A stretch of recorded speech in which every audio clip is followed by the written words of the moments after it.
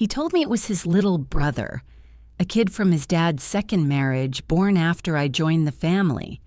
Everyone called him that Maxwell the Quietum Chong, who always had more food, better clothes, a warmer bed than my own daughter.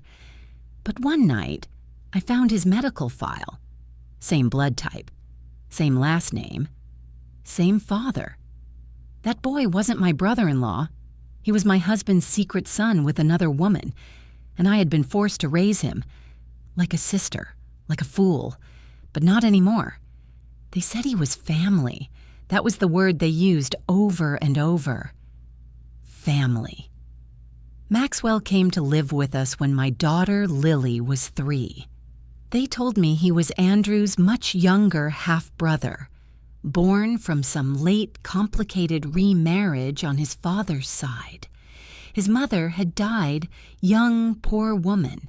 He had nowhere else to go. I was still trying to be the good wife back then, the kind who said yes to everything. Who hosted dinners, who packed 2 lunch boxes instead of 1, who washed 2 sets of sheets, folded them neatly, and never asked who made the second child's sheets smell like cologne I didn't wear. I didn't question why Lily's favorite toys were suddenly better off in Maxwell's room, or why he always had new sneakers when she had to wait for sales, or why my husband Andrew snapped at me when I asked why Lily had to give up her room every time Maxwell wasn't feeling well. It's not about favoritism, he said, it's about compassion. He's blood. I didn't ask whose then there was the night I found Lily crying. She was sitting on the staircase, hugging her knees, whispering to herself, "Why does he get 2 parents and I get none?" I didn't understand what she meant until she pointed at Andrew and Maxwell curled up on the couch, watching a movie, sharing snacks, laughing like I wasn't home. Like Lily didn't exist. Like I was a shadow in my own house. The truth didn't come with a bang. It came with a refill. Maxwell had a fever. I went into his room with a thermometer and opened the drawer looking for his insurance card. Instead, I found a slim, white envelope with hospital documents and a folded birth certificate. Name Maxwell James, Morgan. Father, Andrew Morgan. Mother, Rebecca Hill. No second marriage. No dead stepmother. No late-blooming father drama. Just betrayal. Sitting in my child's drawer. I walked out of that room like I was floating. My hand didn't tremble. My breath didn't quicken. I was too far gone for panic. That night, I laid in bed next to Andrew like everything was normal. He snored. Maxwell coughed once in the next room. Lily clutched her blanket tighter in her sleep.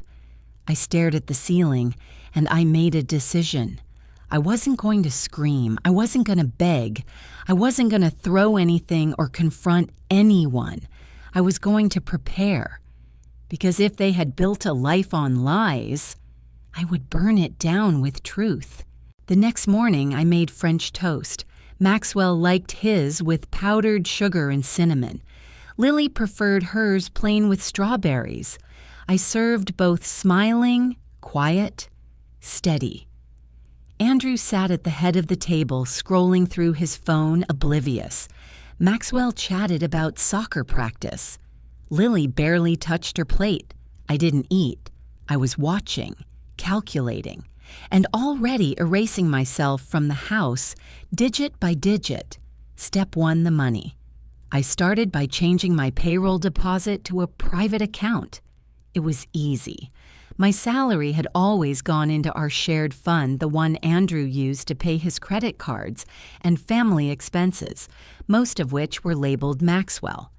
I opened a trust in Lily's name, small at first, then weekly transfers. Next, I called my friend Jenna, a lawyer I hadn't spoken to in months. Hypothetically, I asked if someone found out their husband had a secret child, lied about it, and used marital funds to raise him. What's the best way to protect the real child? Jenna didn't ask for context.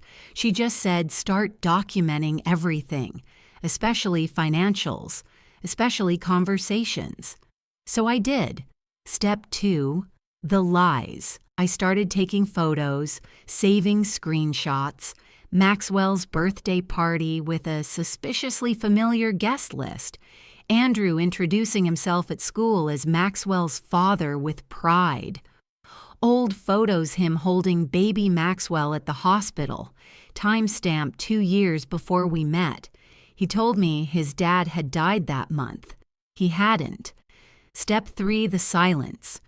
I didn't accuse. I didn't cry. I didn't even change how I moved in the house. But I stopped calling Maxwell your uncle in front of Lily, and I stopped pretending I didn't see how he flinched every time Lily mentioned her birthday, her artwork, her name written on anything that used to be hers. She wasn't dumb. She was just a child who'd been taught not to speak when it hurt. That week, Lily brought home a drawing. It was our family. Me, her, a big black X over Andrew, and Maxwell. She drew him in the corner, smiling, holding a sign that said, "I'm not her brother, I'm Dad's real kid." I kissed her goodnight. And the next morning I booked a private meeting with Jenna, told her everything. She didn't blink. "We can win this. We won't even need a courtroom meltdown. We'll do it on paper." "Good," I said, "because I don't need revenge. I need results." Andrew found the trust paperwork a week later. He was standing in the doorway of our bedroom manila folder in hand, fury masked as concern. Why is there a private account in Lily's name I didn't look up from folding laundry? Because she's my daughter. So is Maxwell. I stopped, slowly turned to him. Is he? His eyes darted. Too fast, too obvious. What the hell does that mean? It means I found the birth certificate. Silence. Like a pin drop in a funeral home. He didn't deny it, just said it was complicated. Rebecca wasn't supposed to keep him, but I couldn't let him go. So you made me raise him. You loved him. You still do. I loved a lie. That's not the same thing. That night, I sat Lily down. I didn't lie. I told her the truth enough for her age, that Maxwell wasn't her uncle, that he was her half-brother, that Daddy had made some very bad choices, that it wasn't her fault. She didn't cry. She looked me in the eyes and asked, "Can I choose not to love him?" I held her face in my hands. You can choose who gets your heart, always. The next morning, I caught Maxwell in the hallway. He was 12, smart, entitled, confused. He looked at me with a kind of quiet defiance. "Dad says you're trying to take everything." "No," I said. "I'm just taking back what's mine. You're leaving, eventually." He hesitated, then said something that chilled me more than any insult. "Will you miss me?" I didn't blink. "No." Jenna filed the first motion the same day. Custody, asset protection, emergency freeze on joint accounts. Andrew came home screaming, said I was tearing the family apart, said I was punishing a child, said Maxwell would be traumatized. I didn't scream back. I showed him the financial spreadsheet, every dollar from our shared account spent on Maxwell's private school therapy braces, piano lessons while Lily had library books and hand-me-downs. I showed him Lily's drawing. I showed him the photo of Maxwell and his birth mother taken 2 weeks ago, hidden in his school locker. You buried the truth, I said, but it clawed its way out. That night, I sat in Lily's room watching her sleep. She'd curled into herself. Her fingers clutched the edge of her blanket like armor. I whispered, "Not for her, but for me. He called you inconvenient. He called me temporary. But this time, Lily, we are the ones staying. The courtroom wasn't dramatic. No shouting, no tears, no gasps, just paperwork, timelines, receipts, and truth. Andrew showed up with a lawyer who looked like he billed by the hour and lost by the case. His defense was thin. We were raising them together. We loved both children. My attorney Jenna smiled politely and handed over a 3-inch binder titled Misdirection: The Misuse of Marital Funds and Identity in the Morgan Household. Inside copies of school records with Andrew listed as Maxwell's father. Emails from Andrew to Rebecca Maxwell's biological mother discussing keeping things quiet. Photos of Maxwell's new room renovations paid with my bonus checks.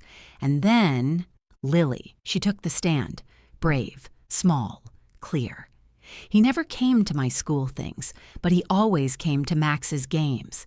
He said I was too much like Mom, that I asked too many questions. Sometimes I thought if I disappeared, he'd love me more. The room went still. Andrew didn't even look at her. The judge didn't deliberate long. Primary custody awarded to me. Full financial control of assets tied to Lily's trust granted. Maxwell ordered into therapy, guardianship reconsidered, removed from our home. It was done. But fate wasn't. 2 weeks later, I got the call. Andrew and Maxwell had been driving back from a weekend with Rebecca. Rain, speed, a curve they missed. Rebecca survived. Andrew didn't. Maxwell went into critical care. Brain swelling. Doctors said it doesn't look good. I didn't cry. I didn't go to the hospital. I lit a candle that night for closure, not mourning. Lily sat beside me and asked, "Does this mean it's over?" I looked at her. No, it means we start fresh. Susan Morgan, my mother-in-law, called once. Left a voicemail, just 3 words. "You win. Happy I never called back." Because this was never a game. We didn't attend the funeral. Lily asked if we should. I told her the truth. You don't owe flowers to a grave that never gave you anything alive. She nodded. She was only 10, but grief had already taught her which goodbyes were worth speaking. 3 years later, the Morgan estate was officially closed. The house, the cars, the shares Andrew had buried under layers of deceit, all of it rolled neatly into Lily's trust fund. It was the least the world could do for a girl who had once drawn herself out of the family tree. Maxwell never woke up. Susan moved in with a distant cousin last I heard, still bitter. Still blaming everyone but the man she raised and the secrets she helped him keep. I never answered her letters, because forgiveness is something I reserve for the innocent. Lily is 13 now. She paints, she reads, she writes stories where the bad guys lose, but not because someone defeats them, because they unravel from the inside out. She tells me she wants to be a lawyer, says it like a declaration, not a dream, so people like you don't have to fight alone. I smiled, kissed her forehead. If that's what you choose, I'll be there every step. She smiled back.